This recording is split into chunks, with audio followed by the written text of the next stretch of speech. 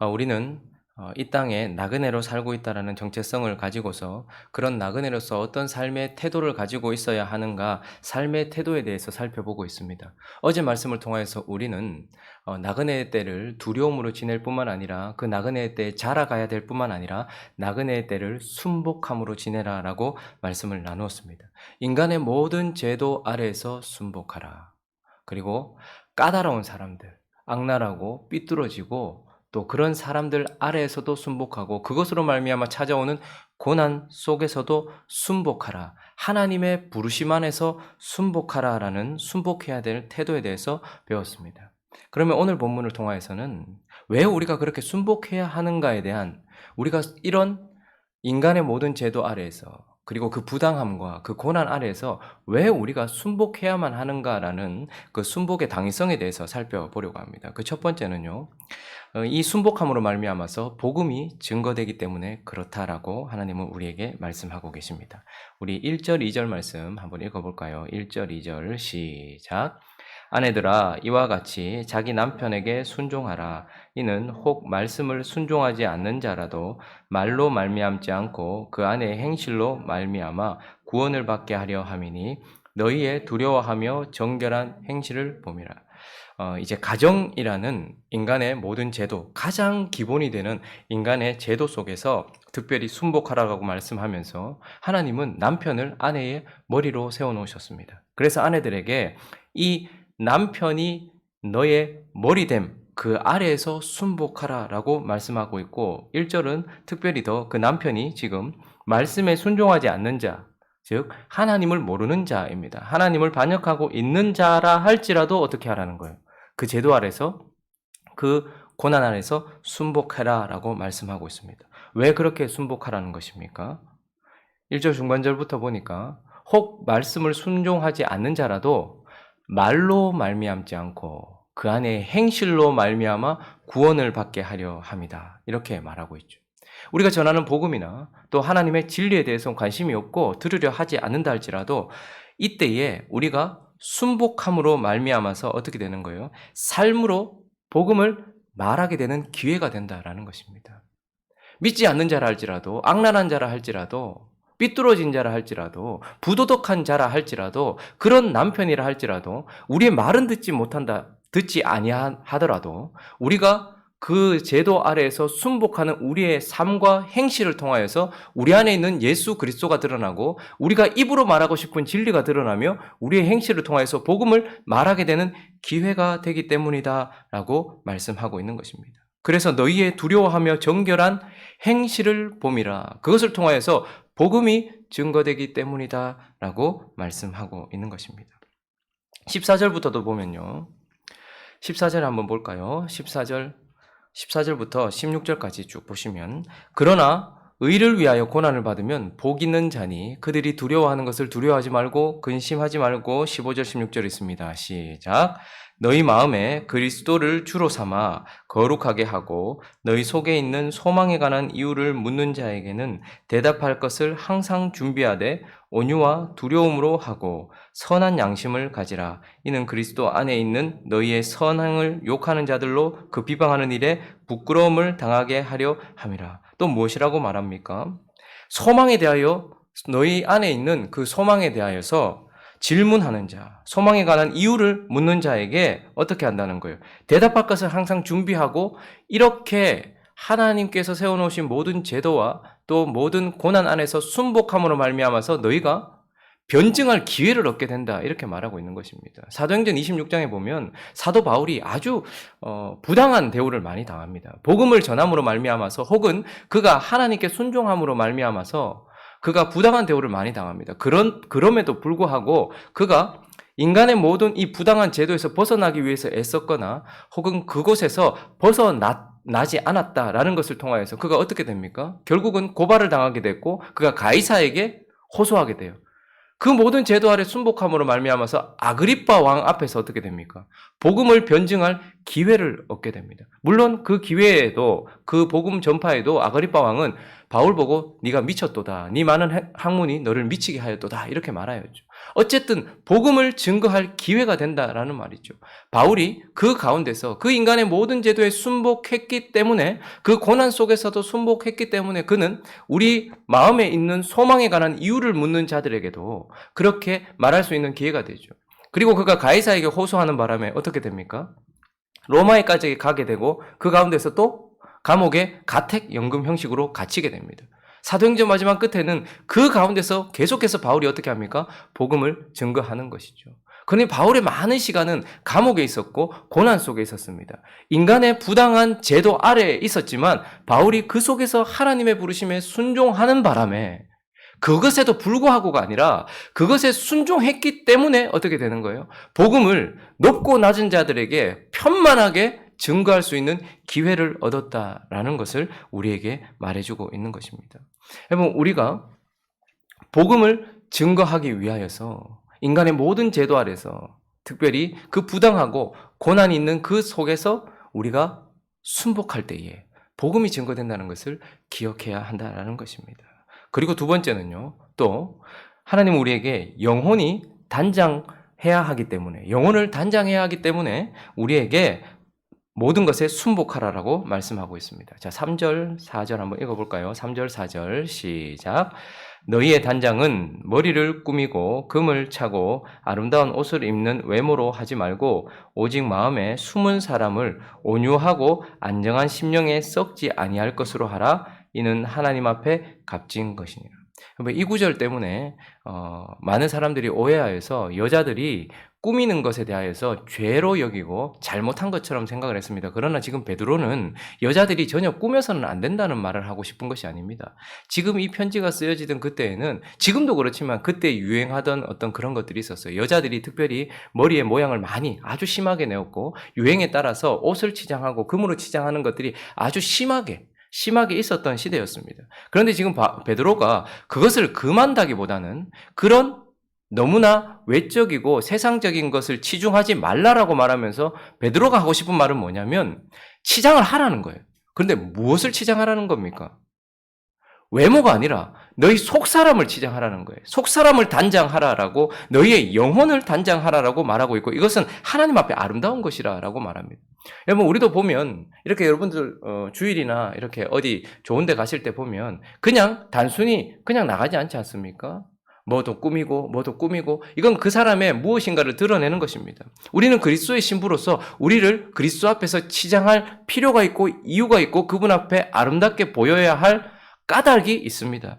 그런데 그것을 꾸미기 위하여서 우리의 영혼을 단장하기 위하여서 하나님께서 우리에게 준비하신 것은 무엇입니까?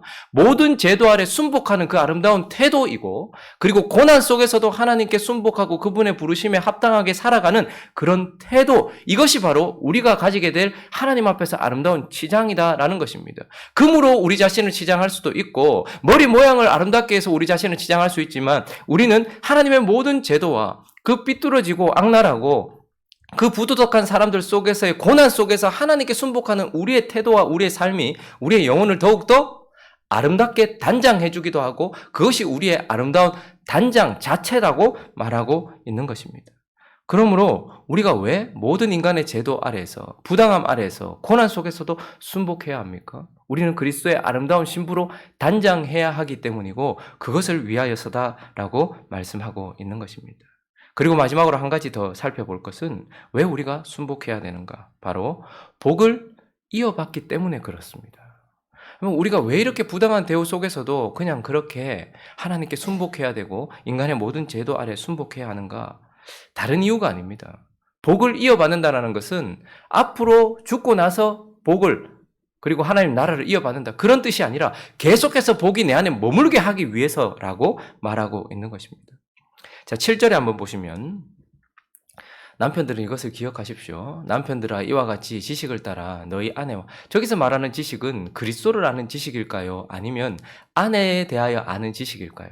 저는 둘 다라고 생각하지만 두 번째가 아닐까라고 생각합니다. 아내들은 복잡합니다. 여인들은 복잡해요. 그래서 그 여자에 대하여서 어떻게 그 여자를 섬겨줘야 될지에 대한 지식을 따라서 너희 아내와 동거하고 그를 더 연약한 그릇으로 또 생명의 은혜를 함께 이어받을 자로 알아서 귀하게 여기는 것.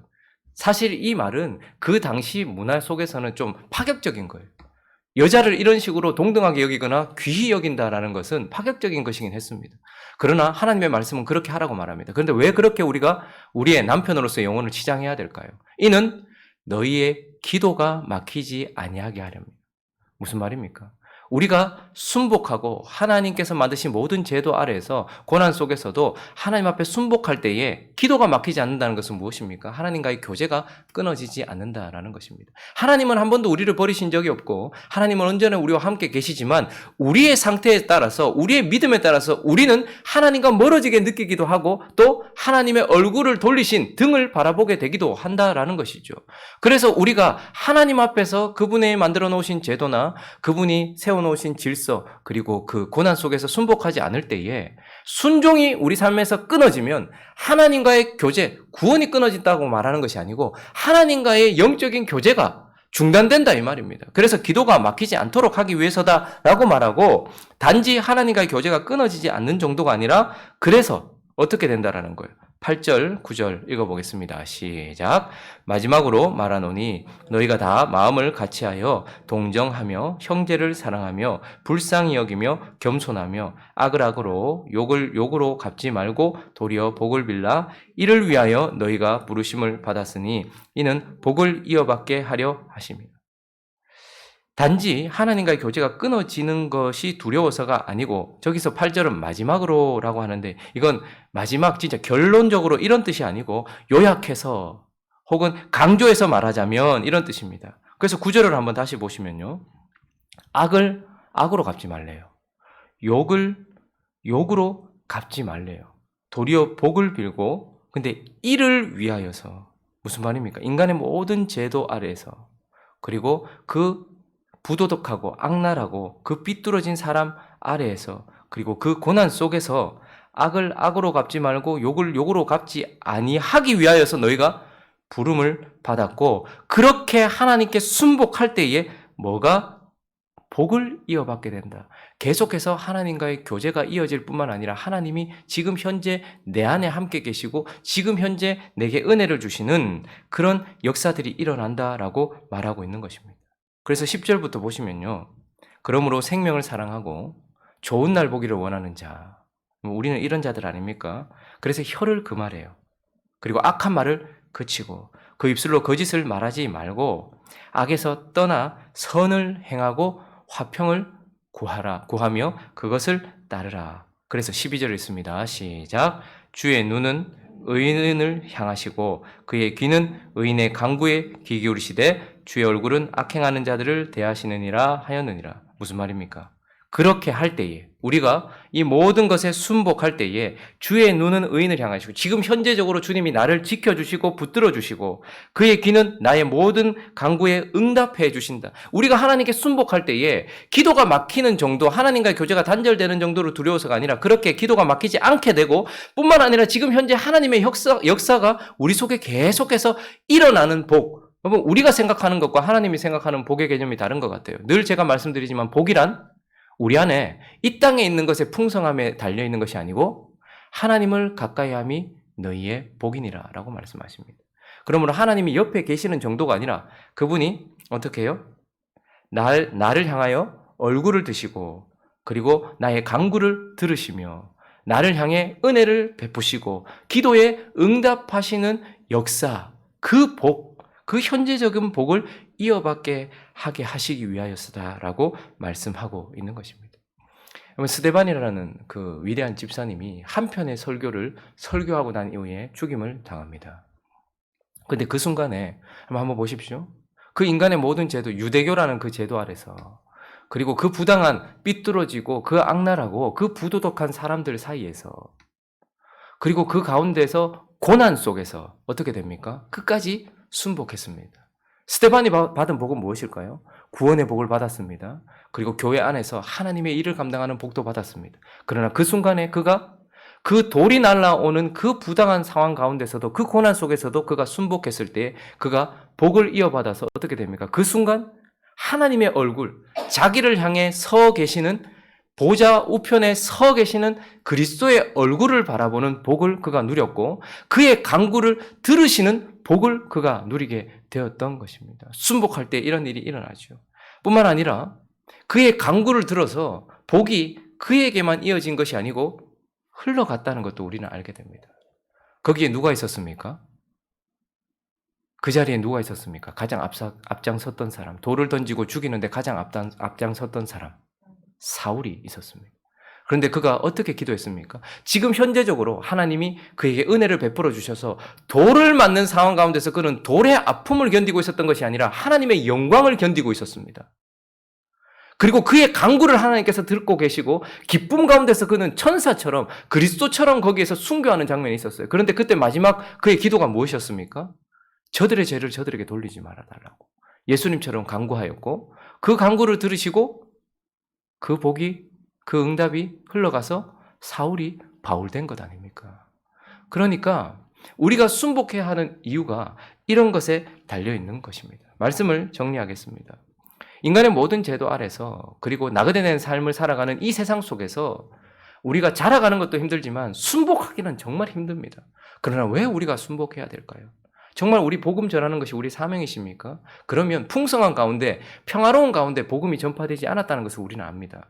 오히려 고난 속에서 우리가 순복할 때의 복음 증거의 시간이 더 많이 일어나고 그때서야 비로소 복음이 증거되기 때문에 우리는 그 아래서 순복해야 될 이유를 찾습니다. 뿐만 아니라 우리는 그분의 신부로서 우리를 단장해야 될 책임이 있는 자들입니다.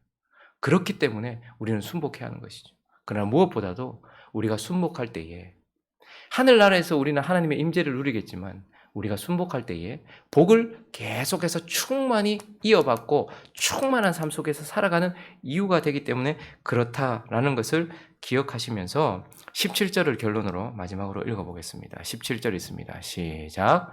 선을 행함으로 고난받는 것이 하나님의 뜻일진데 악을 행함으로 고난받는 것보다 나으니라. 여러분, 선을 행하는 것, 이것이 하나님의 뜻입니다.